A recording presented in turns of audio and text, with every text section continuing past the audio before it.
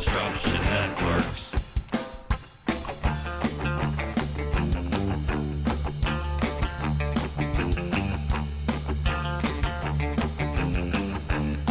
I can talk. Oh my God, I can talk. I'm in my Tony Soprano robe today. That's how I'm feeling, like Tony Soprano today, huh? Got my wife beater on. This is the cool thing about doing podcasts right out of my house is I could just stroll out of the shower and then here I am, right here on the podcast to entertain the masses of you people here in Utica and beyond. It's good to see everybody. I hope everybody's bunkering down on their Universe House Arrest. And this is the Universe House Arrest podcast. You're going to rename the whole thing the Universe House Arrest podcast. And I am your host, Z. You can follow along on all Disruption Network social media platforms. And also you can listen to the podcast form later on at your discretion, at your leisure at disruptionnetwork.net. Big love to my friends over at Utica Hemp. Check them out online. Check out CBD Works for You. You can check them out online at uticahempco.com. Also, wakethehellup.com is the website you can find for Utica coffee. So check out their delicious blends of coffee, wakethehellup.com. Also, much love to Saranac, saranac.com, and my friends over at EJA Moving Services. So joining me today, you know, when this whole coronavirus thing went down, I was like, we need a positive spin on things. And who else to call but my good friend, Kristy Caruso. So, Kristy, welcome to the show. And good to see you, sweetheart. Great to see you, too. Thank you so much for having me on. And you were on a couple weeks ago when we started talking, and we're like, you know what? We need to finish this conversation. So what perfect way to do this in the comfort of our own homes, right? I'm just glad that this is happening at a time where there are these alternatives, you know, that we can very easily make this happen. And I don't know, I was thinking about you before I even reached out that, you know, I was crapping on social media and like, I don't really want it and I don't really need it. And it's like, all of a sudden, all of those like personal all the resistance that I felt just like, you know, like I've got videos on YouTube now. I'm back on Facebook. You know, it's what we have now. So we have to use what we have. So yeah, and we've got this cool app called Zoom, which their stock must be rising this week because I feel like everybody is on this whole Zoom trend right now. And it's important, you know, to see each other and communicate a little bit better. I know you're using Zoom for your yoga, right? Talk about your online yoga classes you're doing. So starting tonight, well, before all this happened, I taught 2 classes in New Hartford at St. Stephen's Church, Tuesday night at 5:30 and Thursday morning at 9:30. And a good friend of mine, Kelly Watson, contacted me about a week ago, and she's like, we can use my Zoom account. She's got a website called Studio 8 Academy that has other wellness programs that you can purchase.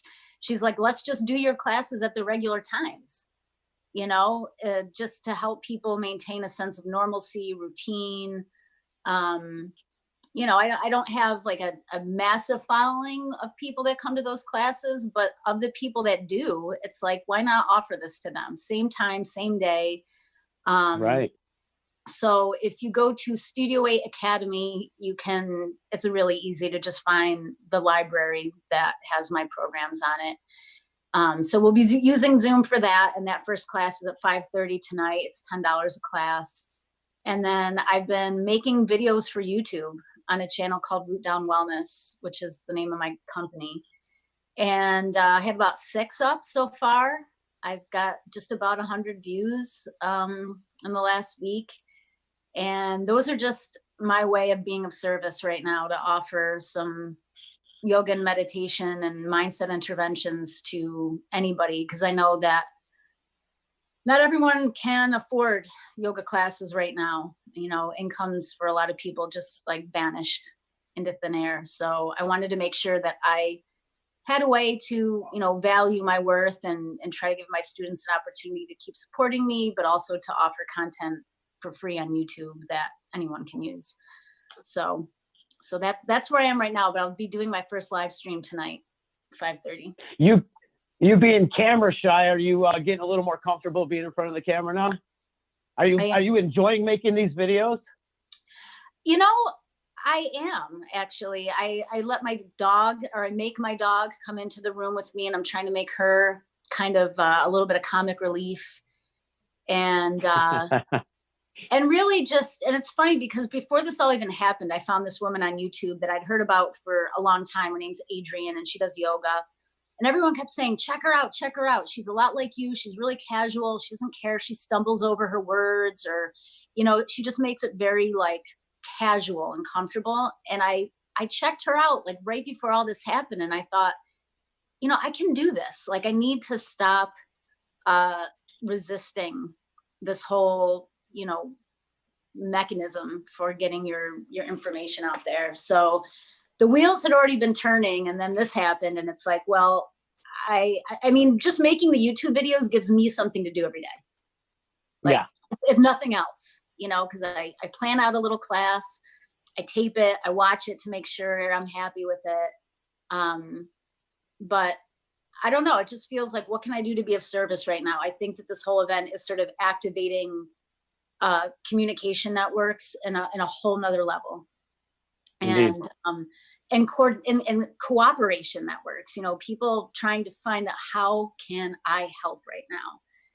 And to me, that's one of the beautiful things coming out of this, is that I think we're clarifying our priorities as humans a little bit more. Yeah. And we're taking care of one another a lot more than we were, say, freaking 2 weeks ago. I know. People. It's almost So like it's a acceleration of our like consciousness, that it's like, okay, what matters? People. What matters? Relationships.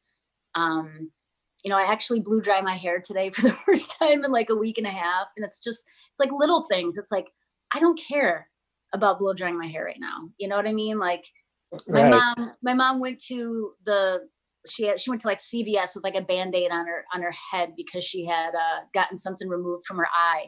She's like, normally I would have gone home, put makeup on. She's like, I didn't give a shit that I had a Band-Aid on my face in public. It's like these things that we've been self-conscious about, these little internal blocks as humans, I think are just kind of dissolving right now. And I can't help but sort of applaud that, Yeah, for sure. You start worrying. You stop worrying about all the vanity issues and start worrying about more of the humanitarian issues, which we should be. We should be. Stop worrying about ourselves and worry about each other.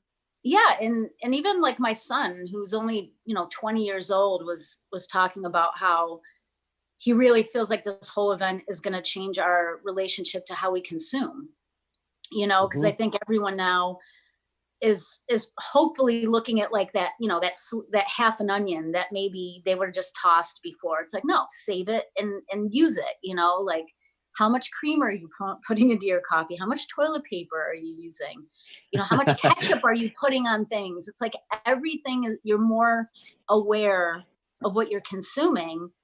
And I mean, clearly, I think we needed that reset in America here, is like, to become more conscious consumers, to just put more value into what really matters.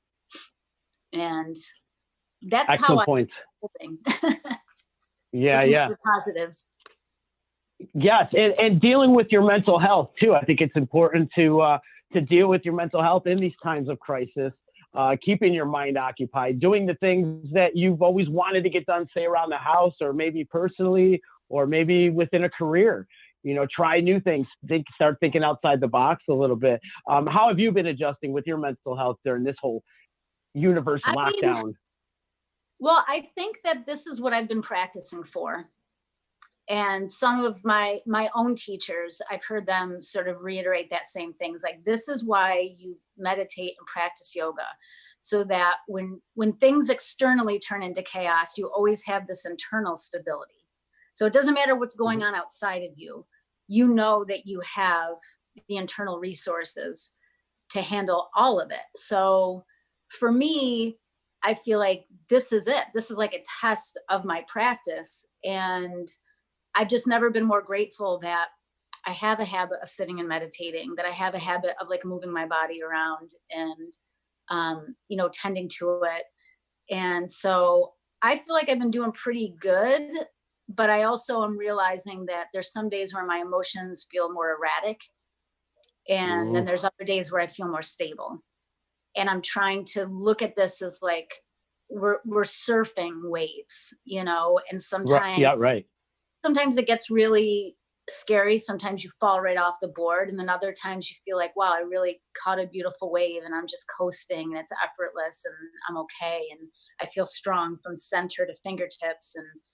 And so I'm allowing myself to not expect to be like, everything's okay, everything's okay. You know, it's not like a fake, you know, like everything's going to be fine, which I do believe that in my heart, but I'm allowing For sure.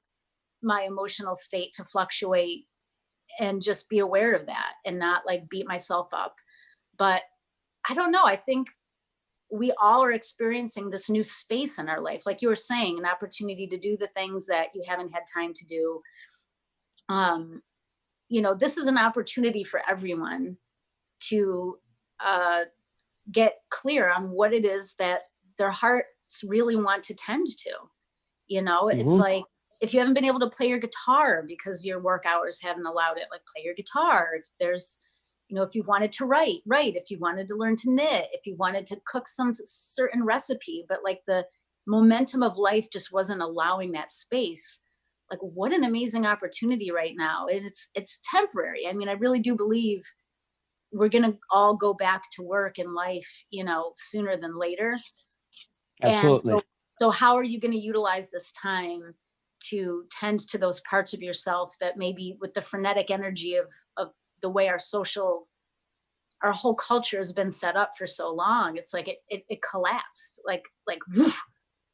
And so what's left? Well, Like what do you that. want to do? You know, like, what do you want to do today? What do you feel like doing today? What feels good to you today? And I hope that awakens within a lot of people a realization that, you know, you were so on the hamster wheel that you were neglecting these different parts of yourself, and you had this beautiful window of time to do that. And that maybe when we get out of this whole situation, some of that will adhere, you know, that we'll remember that, like, oh, it feels really good to play my guitar. It feels really good to write. It feels really good to be, you know, walking in nature without feeling rushed to get home and just to enjoy the sound of the birds. Like, I think this is really fertile ground for a lot of personal development if people are willing to see, Absolutely. wear those goggles, you know, see it from that perspective, that there's a lot that we can gain from this as human beings, but not if you're stuck in fear, worry, stress, which, by the way, lowers your immune system. So I would just recommend to people that, you know, if you've never done yoga, if you've never done meditation, there has never been a better time than now to see what it feels like to guilt-free just sit with yourself. Because now you don't have that thing in the back of your head that says, I got to do this, I got to do this, I got to do this, I got to do this. So it's like a whole new experiment of with yourself. You know? That's what I'm having a hard time going through, is like, I'm always gotta go, gotta do this, gotta go to work, gotta go to the shows, gotta do this. And I'm having a hard time with thinking that I have something to do, because I have nothing to do, right? Other than this, of course. I mean, I love doing this, and I'm going to continue to do more podcasts out of the house and going live and stuff. But that helps my mental health very much. But the whole thing of like, I got to get something done. I got to go do this. I got to go do that. And man, it's hard to cut off from all that, you know? But that's what a lot of the ancient teachings say. Like Buddha said, like, whatever irritates you, whatever hurts you, whatever angers you, that is your teacher. So if it's uncomfortable to sort of have all of a sudden the absence of that frenetic energy of gotta, that's your teacher. You know, this is, you know, lean into that. Lean into what it feels like to be a little uncomfortable with not having your day, you know, kind of occupied with that sort of momentum. And so it's almost like the things that I've been like encouraging people to do for years, like Earth is kind of forcing people. Like I read the other day, we're all being sent to our room for being assholes. And, you know, it's like, okay, if it's uncomfortable to you right now, then that discomfort is your teacher. What can you learn from feeling that way? and, turn it into an opportunity to grow. I mean, why not? What the hell else do we have to do other than like learn from what's happening and try to emerge stronger, more, just knowing that, wow, like I can be with myself. Like, holy shit, Right. I really can. And so many people say they don't have time to do these practices, and now it's like, oh, I think you do have 15 minutes now, to sit and Yeah, close yeah. your eyes and sit up and just watch your body breathe. And so I kind of appreciate that, like the guilt aspect of it. And it's not, most of it is just internal guilt. Like you feel like you have to get all this stuff done. You know what I Right. mean? Like it's being fueled from inside. So now It that you is. don't have that, it may be a completely different experience for you to do these contemplative slowing down practices like yoga and meditation. It's hard for me to slow down. And I still can't slow down. That's your teacher And though. we've talked about this before, how I can't meditate and do all that. And I'm struggling with the, like, I can't slow down type of thing. Like I got to do, go, go, go, go, but we'll get through this, of course, 100%. And, Yeah. and, You may and actually learn from it all. Yeah. And that's kind of what I'm encouraging. And I feel like I've had conversations like with Christian and my friend Sai, who lives in New York City, Sai Karat. I don't know if you know him. Just people, connecting a little bit more, checking in with each other. And I have been so pleasantly surprised at how positive so many people have been, that they're not just sitting in a diaper of doom and gloom. They're truly like they're seeing beautiful things. They're seeing positive things. And it's like, okay, yoga teaches us to strengthen the muscle of attention. Like you have a choice every minute what you're going to pay attention to. And so you can pay attention to the things that uplift you, the things that, make you feel love or gratitude, or you can choose to keep, news on TV 24 hours a day and just sit in front of it and Right. just, so more than And ever, feed off the negative. yeah, we're being asked to choose our object of attention at any given moment. Right. So Seriously. that's kind of what these practices prepare you for, is to be able to choose what part of this am I going to pay attention to. And I'm just really glad that a lot of the peeps in my life, and maybe that's why they're in my life, because they're like, this is like a reset button, and let's take advantage of it. Yeah. Let's do the best we can with it. And I know that there's a lot of people suffering like terribly. And so I don't want to just be like, this is great, because I know that that's not compassionate. But at the same time, like for those of us that don't have someone close to us that has passed away, someone close to us that is, fighting this virus, if you happen to be like in a place where your needs are met, you're safe, you're confined, you're okay, I don't want people to feel bad that they see good things happening, because I've heard a couple people say that like they don't feel comfortable almost enjoying some of the aspects of what's going on right now for themselves personally. And I say, bullshit. If there's good things happening, if you feel like you're growing, if you're noticing things, it's kind of like waking up from a coma and all of a sudden like everything is beautiful. You know what I mean? It's like, don't feel bad about that. Like it doesn't take away from the fact that we're all, holding in our hearts the people that are suffering and the people that are stuck in high rises in Italy that can't walk out their door. It's like, I keep those people in my thoughts every day, but I'm not going to ignore the good stuff happening in my own house or in my own mind, or, I'm not going to feel bad about seeing some of the good that can come of this whole situation. Speaking of some of the good that's been coming out of your household, congratulations to your son. He won a section championship this year, right, in wrestling? He did. Congratulations. How awesome is that? Proud mama moment, I'm sure. I can barely describe it, to be honest, because we never really, like, everyone thinks that because Dave was a state champ and he's been a wrestling coach that like our kids were like forced into wrestling and they had no choice but to wrestle. Bullshit. Dave never pressured Casey 1 second to be a wrestler ever. Totally self-motivated. And he started wrestling in 9th grade. He's only a junior. So, it's in his DNA. He just kind of kicked in this year, and he went undefeated until the class tournament. And it was pretty great. I'm really glad that coronavirus waited till after wrestling season to have its impact on society, because it was quite wonderful for our family. Wow, that's awesome. Congratulations. Thanks. Nice. Kristy, before we get out of here, give one message to the world. This is your platform, sister. And if you could get a message across to the world, here is your platform. Use it. My message to the world would be to lean into what feels good right now, and to try and see this event as something that is catalyzing and offering us an opportunity to maybe drop some of our bad habits and develop some better ones, some healthier ones on a personal level, a community level, and a global level.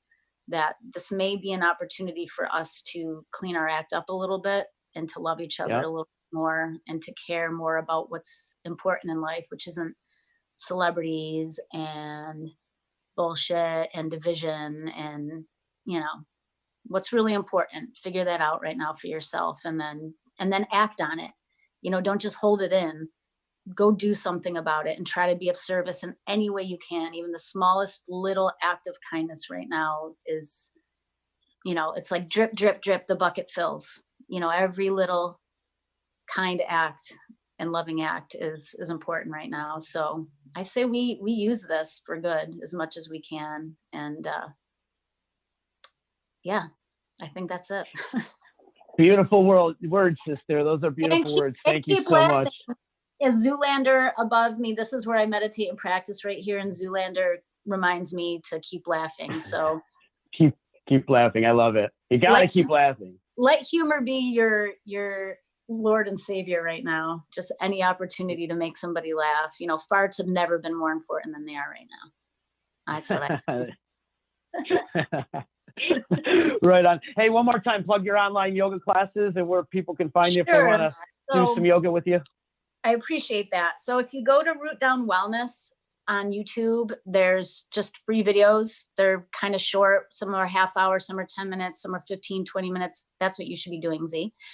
If you'd like to do my longer regular scheduled classes, it's Tuesday nights, 5:30 to 7, Thursday mornings, 9:30 to 11. And you go to studio8academy.com. And not only are my classes on there that you can register for, but she's got other great things going on. I'll be running a Sunday meditation through her website at 8 a.m. this Sunday, just a 20-minute guided meditation. So Studio 8 Academy for my live streaming and Root Down Wellness for YouTube.